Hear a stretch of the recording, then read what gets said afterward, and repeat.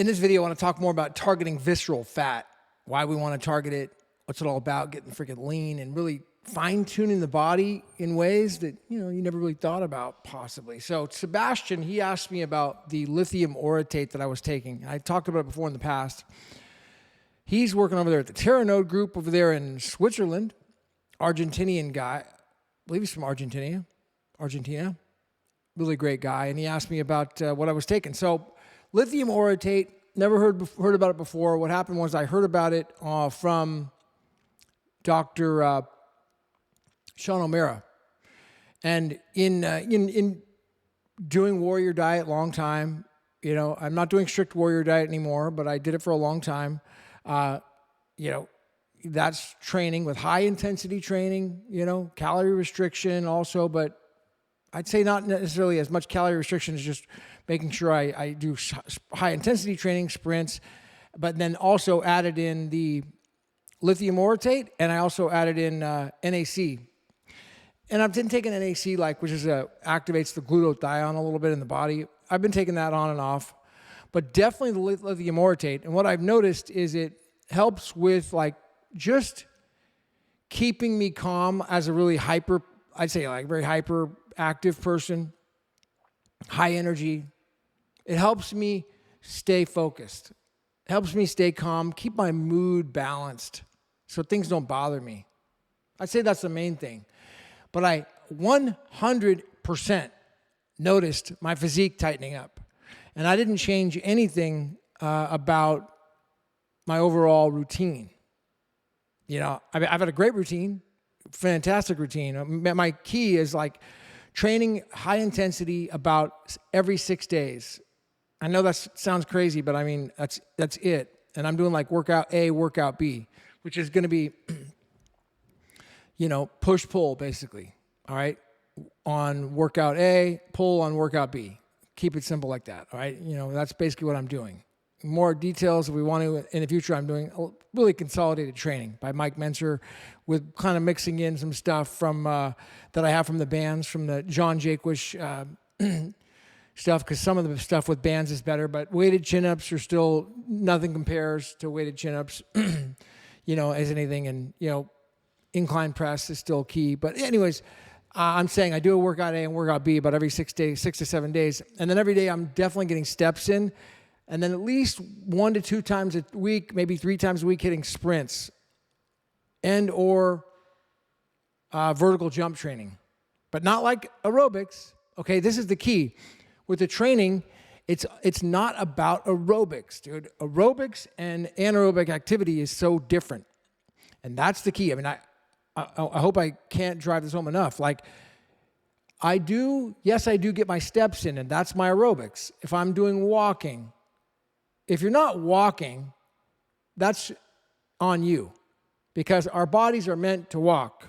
I know that we sit on a computer, we sit in a car, that's on you. As opposed to driving in the car, walk to the place.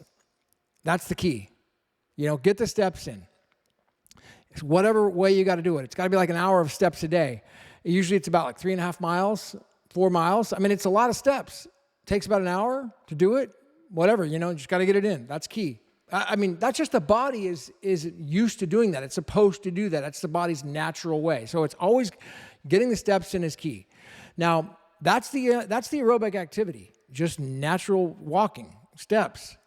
But when it comes to the anaerobic, that's the high intensity training. So if I'm doing jumps, I'm just going to do as high as I can jump training, say 3 sets of 5 or 4 sets of 5.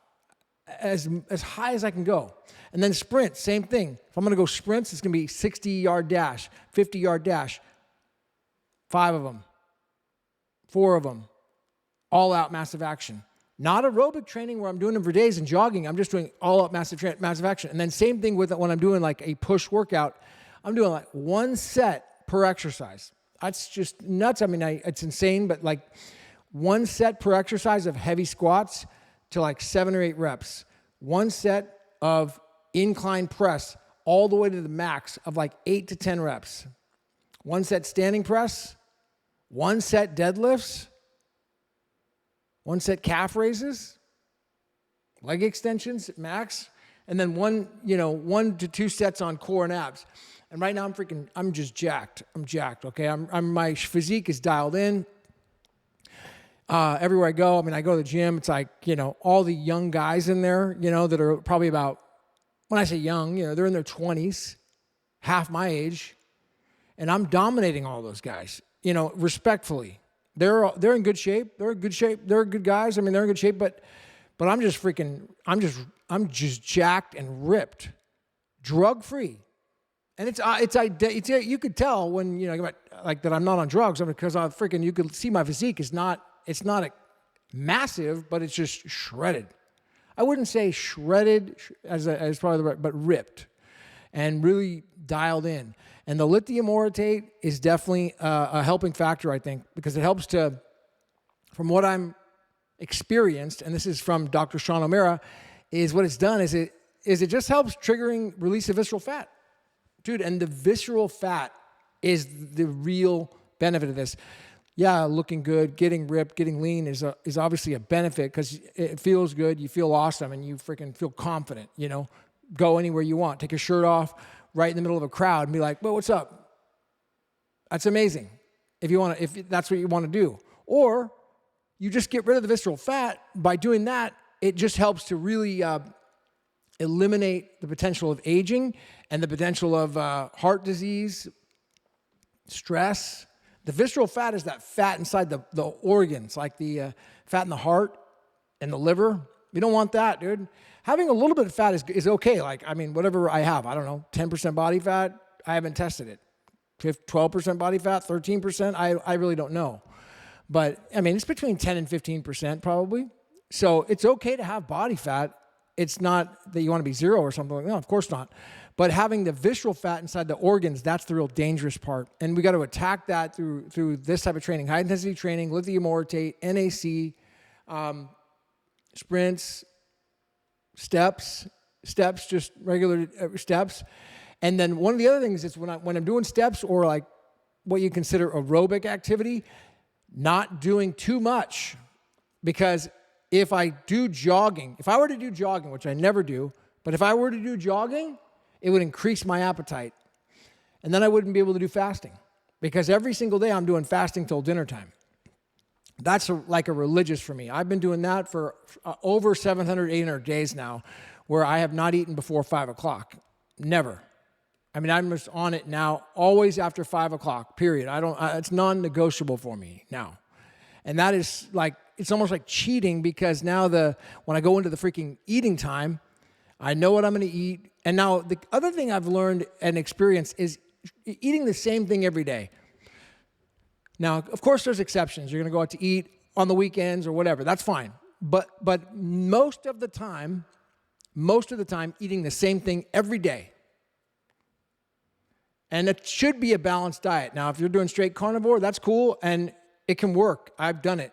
But once you get to a point of like optimal health, you're ripped, right? You've built muscle, your physique is dialed in. Then, for me, I had to reevaluate. I'm like, okay, I've got results I want. Does carnivore really it's going to really maintain this way for the rest of my life? And for me, no, it's not.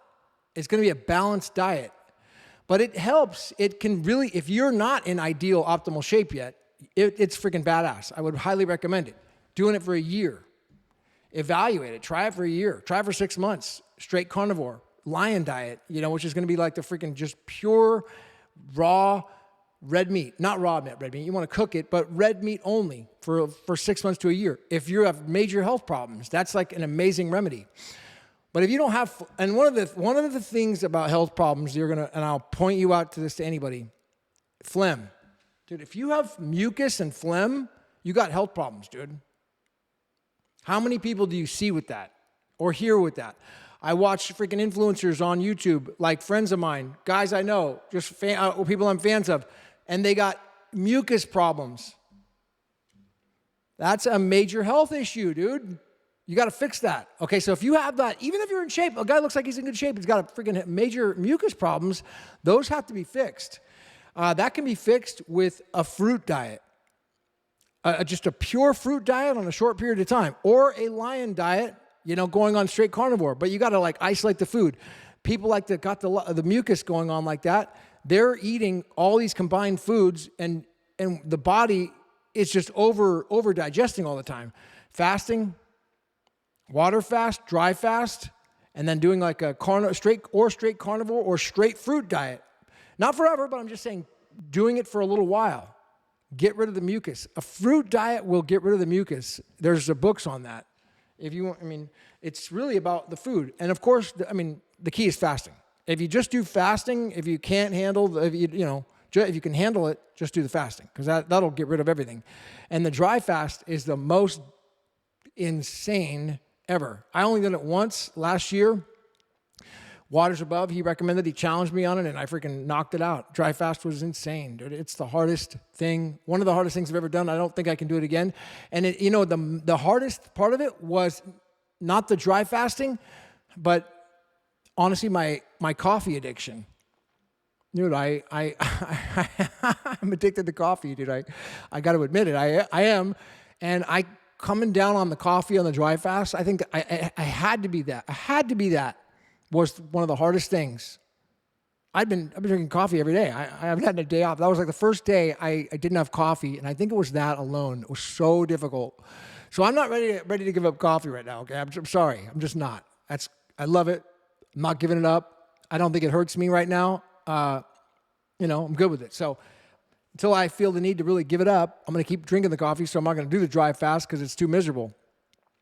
But I will say that it's a major relief if you have major health problems. But ultimately, I just wanted to get back to Sebastian. He's been asking me about this, about the lithium orotate. I'm taking the Cal brand, K-A-L brand. Don't buy it on Amazon. They're usually scams on there. They put the fake stuff in there. So buy it directly from the Cal brand, K-A-L, or into your local health food store. Local health food store is the best way. They get real directly from the supplier that way. Do not buy supplements on Amazon, okay? Please, do not. They're a scam, 90% of the time. I don't know percentage-wise, but they are. I've seen it. It's just bullshit on there. So, yeah, try the lithium orotate. Hopefully, you're kicking ass and taking names out there as you're getting ripped, even during the colder months. All right, that's all I got. My name's Gavin. Hit the ones. Thanks for the question. Sebastian, my man from Argentina, and hopefully I'll see you in London as I go out there at the end of the month for the London Blockchain Conference. All right?